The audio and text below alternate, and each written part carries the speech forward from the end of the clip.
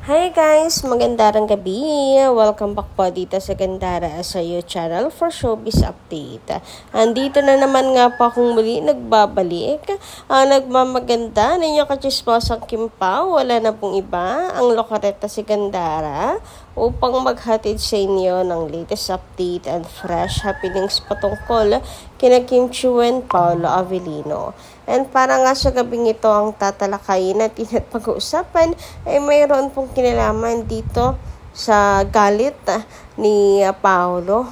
Talaga naman, galit na galit talaga si Papi. Kaya naman pag-usapan po natin ang mga bagay na to. At syempre si Kim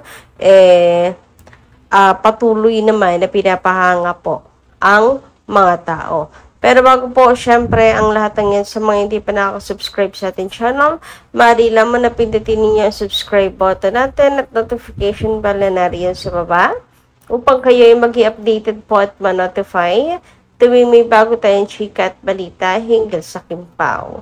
Basta mga balita na may kinalaman kina Kim Chiu and Paolo Avellino, sagot na po natin yan. Narito naman yung mga nais po natin i-shoutout ngayong gabing ito. Nais nating pasalamatan at napiling basahin comment mula sa previous updates natin. So, shoutout po kay Ma'am Virgie Gatchilian na magandang gabi. Ang sabi niya rito, hindi kami papayag na mag-Viva Max si Kim. Ang dami niyang projects para makaisip mag-Viva Max. Aba, syempre, no. Hindi bagay kay Kim. Hindi naman po desperado si Kim Chiu para kagatin din yung magiging offer kung sakali man na Vivo Max level. Hello? Okay pa ba sila? Gising pa ba sila? Nag-iisip pa ba sila? Sisirain lang nilang pangalan ni Kim Chiu pwede kataon. Oy. Diba? And naniniwala ko na hindi yung gagawin ni Kim Chiu. So, ano lang din naman, yung pagka-daring nitong sa The Alibi ay sakto lang.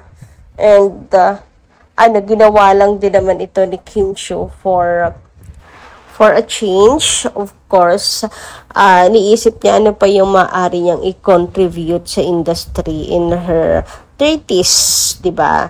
So, tama lang naman din si Kim Chiu. And, for maturity rin nga po ng kanya pong character na ginagampanan.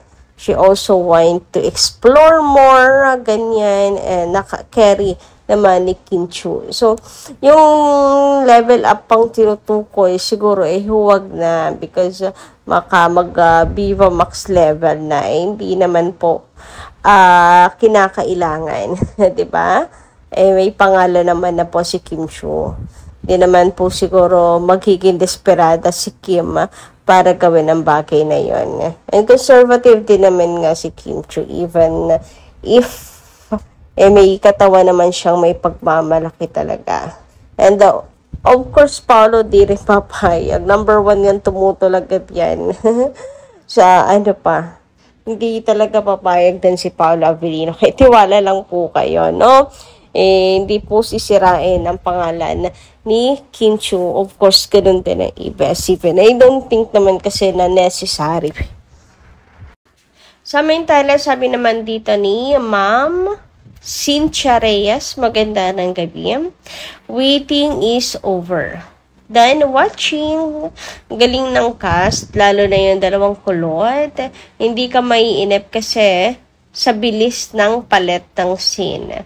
Ang galing na execution ng bawat scene. Ayan ha. So, 4 episode pa lang po yung ilalapag.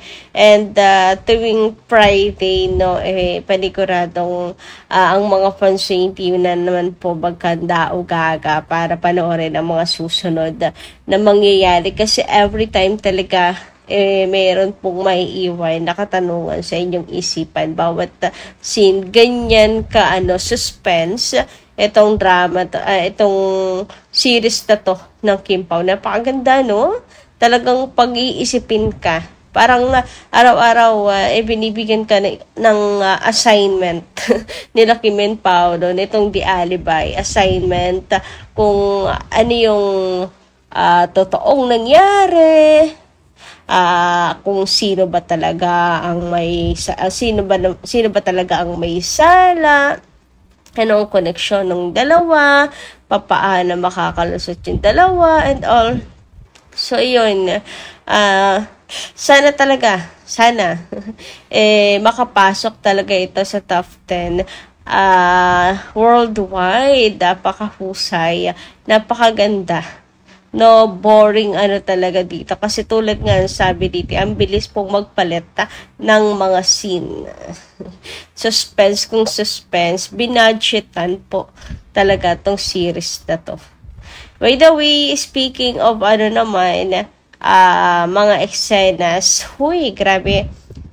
Yung mga eksena ni Kim, katulad nitong sa pole dancing, yung kanyang effort dito, huy, grabe talaga naman. Napakahusay, napakagaling, wala kang masasabi dito kay Kim, papanganga ka na lang. Napakahusay ni Kim Chiwoo. Inaaral niya talagang mabuti, bawat galaw. Ito sa pole dancing, mapapanganga ka. Iba talaga ang dedikasyon ni Kim, kaya gano'n na lang siguro talaga purihin siya ni Paolo. Diba sabi nga ni Pao, si Kim talaga yung daming daming efforts. Kaya talagang doon sa teaser pa lang, nais niyang i-highlight si Kim Chiu talaga. Anyway, ayun nga, napahanga ng lahat ni Kim. Napahanga ni Kim ang lahat sa kanya pong husay. Kanyang ipinakita at pinamalas, lalo na sa pole dancing. And sabi dito, super impressed with everything so far. The quality is there and you can tell that they were given a hefty budget to work with the cinematography, highlights Cebu, and I'm glad it's being showcased, especially with what's happening in the real world right now. Ayun na nga. Kaya siguro may rason din kung bakit doon ang location nila. Diba? Napakita ang ganda ng Cebu bago magkaroon ng disaster talaga naman. The acting is top tier. As expected, when you have the likes of Paolo Avellino, Sir John Arcilla, and Sasha Padilla spearheading this project, Kim Chiu is a standout though. She nailed the pokpok accent lol, and it's actually quite cheering to see her in this role considering her last project was a rom-com. Very happy that she been diversifying her craft lately. A special mention for Sofia Andres and Angelina Cruz. I think they nailed their scenes so far. To be fair, Sophia and Paolo have enough chemistry to pull off a dysfunctional married couple, and that's a compliment. I'm excited to see how this story develops. Really hoping they can maintain this level of storytelling and quality until the very end. And ito pa nga ang sabi, name one actress who can pull off this pole dance routine aside from Kim Chiu. I dare you. O diba, wala na po. Si Kimi lang talaga yung may ganyang katangian. Napakahusay, diba? So, kung may kakilala kayo, pwede naman. Pero, syempre, kami yung sasagot, si Kim Chiu talaga. Walang halong kalokohan. Not because of bias, but katotohanan lamang. So, ayan, sabi nga I dare you. At dahil pinag-uusapan nga natin ang The Alibi, sa 4 na episode ay pinilabas. So, eto na nga. Grabe si Paolo. Galit na galit. Nalaman na po ang katotohanan tungkol kay Stella Marie. Kung ano ang kanyang kinalaman dito. Ano nga ba? Siya ba talaga ang pumatay? Tulad na sabi ko sa inyo, talagang may questions na may iwan sa isipan. Every time, may questions talaga na iiwan sa utak ninyo. So, nalaman niya na mayroong koneksyon talaga itong si Stella, si Vincent, nalaman niya kay Walter. So, ano nga ba?